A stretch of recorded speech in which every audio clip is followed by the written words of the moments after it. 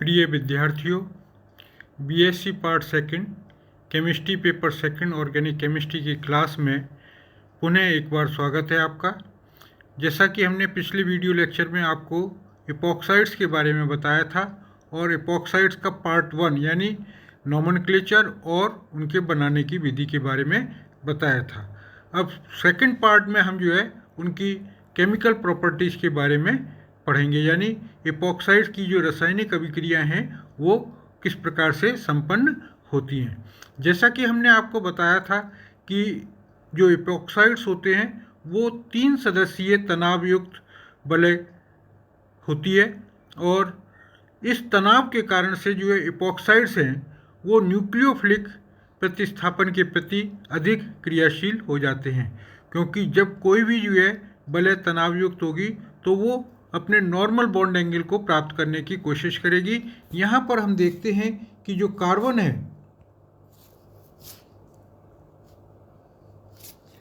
इसमें जो bond angle है वो 60 का है, तो normal bond angle 109 degree 28 minute का होता है। तो ये अपने नॉर्मल बॉन्ड एंगल को प्राप्त करने की कोशिश करता है, जिसके कारण से ये आसानी से जो है बहुत डाइल्यूट यानी तनु परिस्थितियों में भी जो है आसानी से अभिक्रिया कर लेता है और दूसरे शब्द हम कह सकते हैं दुर्बल नाभिक स्नेही के साथ जो है ये क्रिया कर लेता है, अर्थात जल या अल्कोहल जैसे यौगिकों के साथ ये अभिक्रिया करता है और जो वलय है वो खुल जाती है और ग्लाइकोल हमें प्राप्त होते हैं। ये जो ग्लाइकोल है ये प्राप्त होते हैं जब जल के साथ अभिक्रिया करते हैं, तो ये ग्लाइकोल प्राप्त होते हैं। ये ग्लाइकोल ट्रांस ग्लाइकोल होते हैं। ये अभी हम आपको नीचे मैकेनिज्म के बारे में बताएंगे कि किस तरीके से ये ट्रांस ग्लाइकोल प्राप्त होते हैं।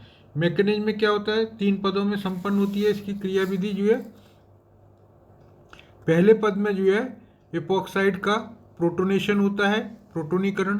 तो जो H है अम्ल है, अम्ल का H प्लस कहाँ से आएगा, अम्ल से आता है जो है, वो H2O के साथ जुड़ जाता है और ये जो है H3O प्लस बना लेता है। और ये जो है जो इसमें लोन पेयर होते हैं एपॉक्साइड्स के ऑक्सीजन के ऊपर, ये ऑक्सीजन के इलेक्ट्रॉन्स जो है वो किसके ऊपर लोन पेयर, वो हाइड्रोजन के ऊपर चले जाते हैं जो है, और ये एक प्रोटोनीकृत जो है एपॉक्साइड्स बना लेता है। सेकंड स्टेप में ये प्रोटोनीकृत एपॉक्साइड्स जो है न्यूक्लियोफिलिक आक्रमण होता है इसके ऊपर, जो किसका होता है, जल के अणु का जो है। तो जल का अणु एज ए न्यूक्लियोफाइल की तरह कार्य करता है जो है।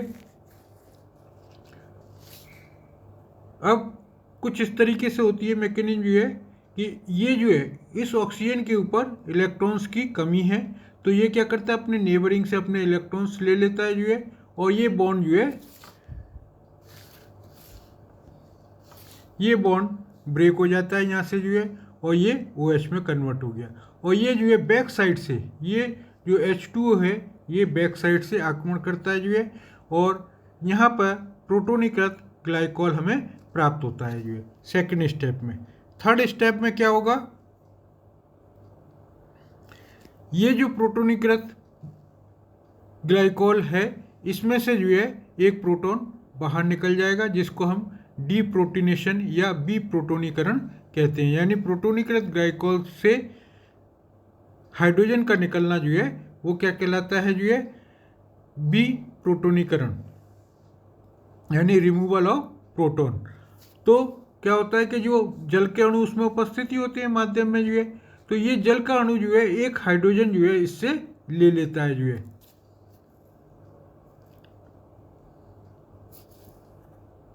ये एक जो जल का अणु जो है एक हाइड्रोजन ले लेता है। ये अपने बॉन्डिंग पेयर जो इलेक्ट्रॉन्स हैं वो अपने ऑक्सीजन के ऊपर ही छोड़ देता है। तो इस प्रकार से एक OH तो यहाँ पर आ गया, एक OH यहाँ आ गया, यानी दोनों अपोजिट साइड में आते हैं। ये साइड में इस साइड से अटैक इसलिए नहीं करता क्योंकि ये स्टेरिक हिंड्रेंस के कारण से। लेकिन इसी के साथ यदि कोई एसिमेट्रिक एपॉक्साइड की वलय खुल रही है तो नाभिक स्नेही उस कार्बन परमाणु पर आक्रमण करता है जो अधिक प्रतिस्थापी होता है। अर्थात यहाँ पर हम ले रहे हैं जो है एक साइड में तो जो है CH3 समूह है जो है, और एक साइड केवल हाइड्रोजन है जो है, यानी दोनों हाइड्रोजन जो है मिथाइल समूह से जो है प्रतिस्थापित करवा दिए गए हैं जो है।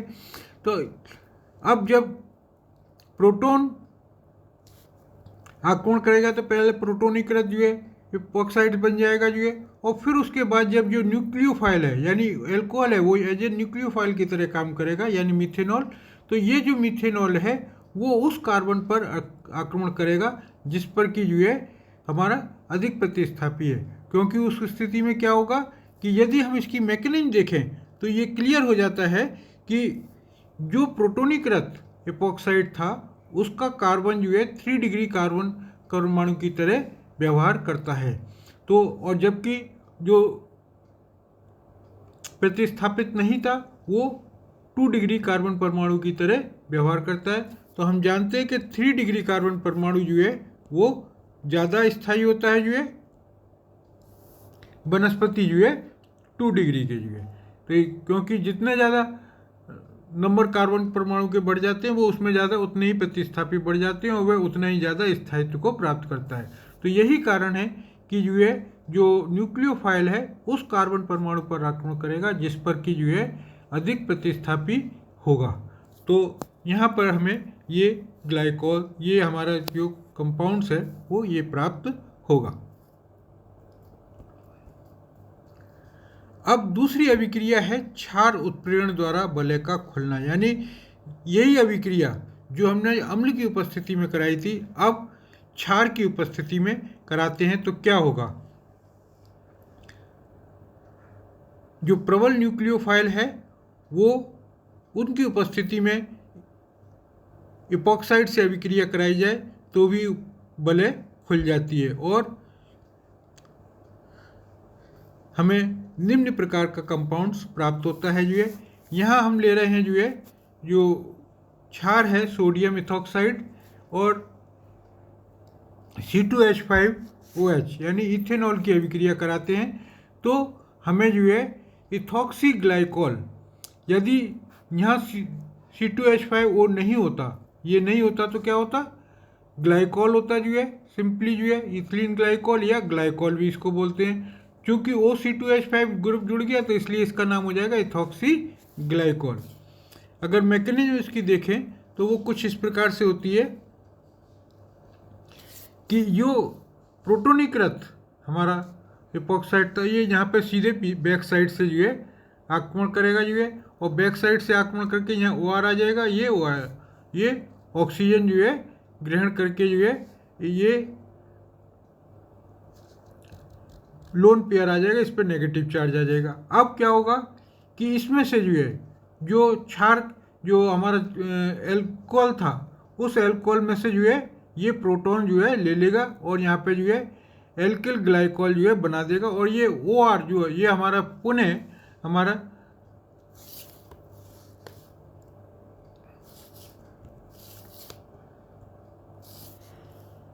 ये जो OR है ये पुनः जो है हमारा अभिक्रिया के लिए उपलब्ध हो जाएगा जो है।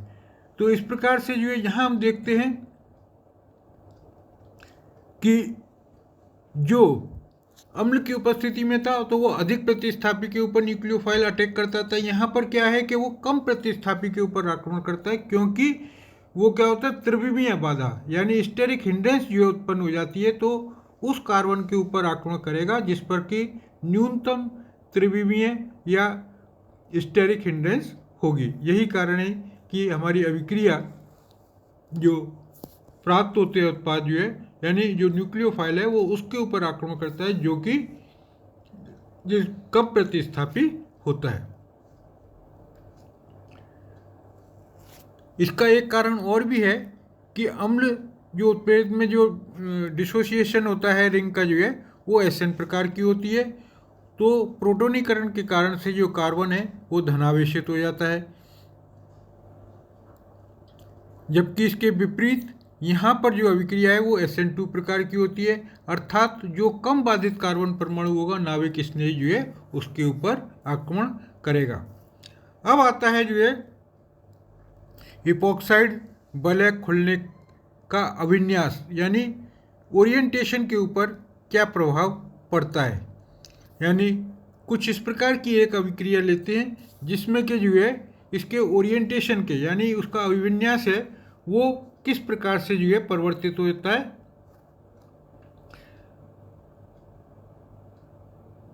तो यहाँ पर जो हम एक 1,2-इथॉक्सी 1-मेथिल साइक्लोहेक्सेन ये कंपाउंड्स ले रहे हैं जो है। इसकी अभिक्रिया जब HBr के साथ कराते हैं तो क्या होगा कि ये जो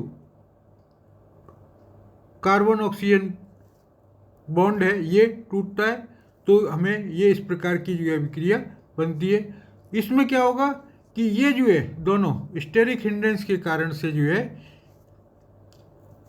ये अभिक्रिया संपन्न नहीं होगी, जबकि जब ये बैक साइड से जो Br है इसमें बैक साइड से आक्रमण करेगा तो क्या होगा कि इसका जो ये बॉन्ड टूटेगा, बॉन्ड टूटने से जो है जो CH3 ग्रुप है उसकी पोजीशन जो है चेंज हो जाएगी। जो है यहाँ पर CH3 की चेंज नहीं हुई, लेकिन यहाँ पर CH3 की पोजीशन चेंज हो जाती है, जिससे क्या होता है इन्वर्जन, यानी जो कार्बन परमाणु का ओरिएंटेशन है वो चेंज हो जाता है। उसको हम क्या कहते हैं, इन्वर्जन ऑफ ओरिएंटेशन, यानी अभिविन्यास का प्रतिपन्न कहते हैं। जो है यहाँ पर हमें साफ दिखाई दे रहा है कि ये जो है किस प्रकार से ओरिएंटेशन होता है। यहाँ पर हमने एक दोनों को अलग अलग करने के लिए एक पर स्टार और एक पर 2 स्टार लगाए। तो जो स्टार वाला है उसका कार्बन परमाणु जो है विदलन होता है, जो है ये वाला जो है इसका टूटता है जो है, और ये यहाँ पे जो है हमारा जो ओरिएंटेशन है वो इस प्रकार से चेंज होता है। अब इपॉक्साइड के साथ ऑर्गेनोमेटेलिक कंपाउंड्स की जो है अभिक्रियाएं किस प्रकार से होती हैं। बहुत ही सिंपल है जो है रिएक्शन। जिस प्रकार से हम एल्कोहल की अभिक्रिया पढ़ते थे जो है ग्रिग्नार्ड रिएजेंट के साथ जो है, उसी प्रकार से यहाँ पर जो ईथर के साथ भी जो है क्या होता है कि जो है ये एल्डिहाइड कीटोन के साथ, एल्डिहाइड और कीटोन के साथ पढ़ते थे, उसी प्रकार से ये इपॉक्साइड के साथ यह अभिक्रिया होती है तो प्राइमरी अल्कोहल जो है हमें प्राप्त होते हैं। ये RMgX क्या है, ग्रिग्नार्ड रिएजेंट है, ये ग्रिग्नार्ड रिएजेंट लिया है। जब इसकी अभिक्रिया एक सिंपल इपॉक्साइड कंपाउंड से कराते हैं, यानी इथिलीन इपॉक्साइड से, तो एक साइड ये जो R होता है वो जो R एल्काइल ग्रुप होता है उस पर आंशिक ऋणावेश होता है और Mgr पर आंशिक धनावेश होता है। तो क्या होगा कि ये जो बॉन्ड इधर माइग्रेट होता है तो जो R है वो कहाँ पर अटैक करेगा, कार्बन के ऊपर अटैक करेगा, ये स्लाइटली पॉजिटिव होगा। तो यहाँ पर ये R करता है और ये OMgX यहाँ जुड़ जाता है, और जब अम्लीय जल अपघटन कराते हैं तो जो MgBrOH बन जाता है और यहाँ पे H जो है जुड़ जाता है। तो इस प्रकार से ये जो है यहाँ पर R और यहाँ पर OH जुड़ जाता है और प्राथमिक अल्कोहल प्राप्त होता है।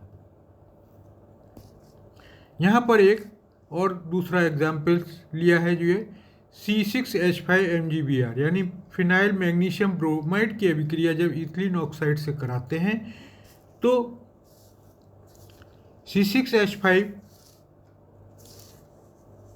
यानी फिनाइल ग्रुप है, ये कहाँ अटैक करेगा, ये यहाँ अटैक करेगा जो है, और ये इधर चला जाएगा और MgBr जो है ये यहाँ जुड़ जाएगा। और इसकी जब अम्लीय हाइड्रोलिसिस करेंगे तो C6H5CH2CH2OH यानी 2 फिनाइल इथेनॉल, यानी इथेनॉल क्या होता है CH3CH2OH, एक हाइड्रोजन को हमने फिनाइल समूह से रिप्लेस कर दिया है यहाँ पे, तो ये कहलाएगा 2 फिनाइल इथेनॉल। अब हम लेते हैं एक एग्जाम्पल जिसमें जो है एसिमेट्रिक हमारा इपॉक्साइड है जो है। तो ऐसी स्थिति में जो है जो फेनिल ग्रुप है वो किस कार्बन के ऊपर जाएगा। तो यहाँ भी जो है जो फेनिल समूह है वो मुख्य रूप से उस कार्बन पर जाएगा जो कि कम प्रतिस्थापी होती है। अदरवाइज क्या होगा, स्टेरिक हिंड्रेंस ज़्यादा उत्पन्न हो जाएगी, जिसके कारण से वो उस कार्बन पर नहीं जाएगा जिसको जो है वो अधिक प्रतिस्थापी है। तो ये जो फेनिल समूह है वो ये जो फेनिल समूह है ये यहाँ पे अटैक करेगा, ये इधर माइग्रेट कर जाएगा, यहाँ MgBr आ जाएगा जो है। तो C6H5 CH2 CH CH3O MgBr, और जिसकी अम्लीय हाइड्रोलिसिस कराने पर हमें जो है C6H5 CH2 CH CH3OH ये प्राप्त होगा, यानी 1-फिनाइल 2-प्रोपेनॉल। अगर एसिमेट्रिक है तो हमें जो है 2 सेकेंडरी अल्कोहल प्राप्त होगा, और सिमेट्रिक है यानी सिंपल है तो हमें प्राइमरी अल्कोहल प्राप्त होता है जो है। तो ये जो है कुछ अभिक्रियाएं थी जो है इपॉक्साइड्स की जो है, जिसको हमने आपको बताया कि जो है अम्ल की उपस्थिति में भी जो है रिंग ओपन होती है और क्षार की उपस्थिति में भी होती है। अम्ल की उपस्थिति में जो है जो न्यूक्लियोफाइल है उस कार्बन के ऊपर जाएगा जो कि ज़्यादा प्रतिस्थापी होता है, जबकि क्षार में जो है उस कार्बन के ऊपर अटैक करता है न्यूक्लियोफाइल जो कि कम प्रतिस्थापी होता है। धन्यवाद।